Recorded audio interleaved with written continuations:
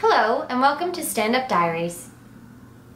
Entry 106, and this one's called Something Different, and I have a little woman symbol there. I did have to Google it to figure out which one was the woman symbol because it's not really something I've ever thought to do before.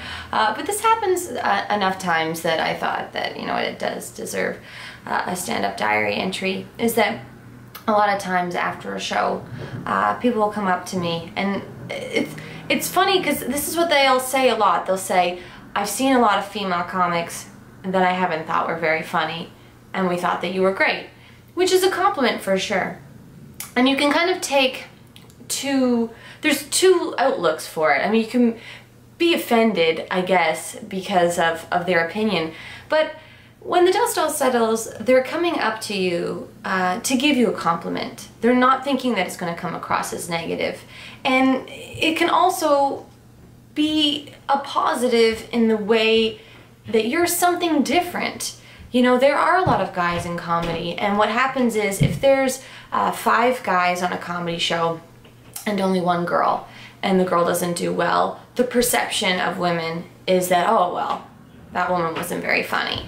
If there was, you know, 5 women on a comedy show and one of them didn't do well, that perception wouldn't exist. So it's just a numbers game, you know? And people aren't trying to be, you know, sexist or whatever, because honestly, half the time it's women that come up to me to say, oh, you know what? I usually find women not that funny, and I found you very funny. And, you know, sometimes it's men too, but I can't think that it's misogynist if a man says it and not misogynist if a woman says it, or whatever the terminology is, I don't care. But regardless of it, I think because sometimes you're walking in and people's expectations are lower, yes, you have to win people from a lower perspective. So it does suck just to get people to be neutral viewing you. You have to be funnier than a guy often to open.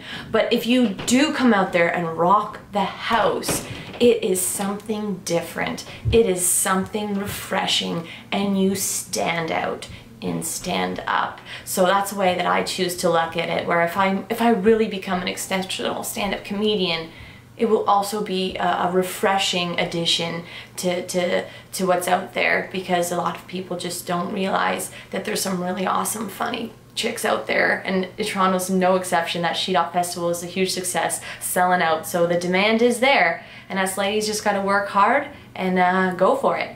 Anyways, this has been your next edition of Stand Up Diaries. I have been Michelle Christine.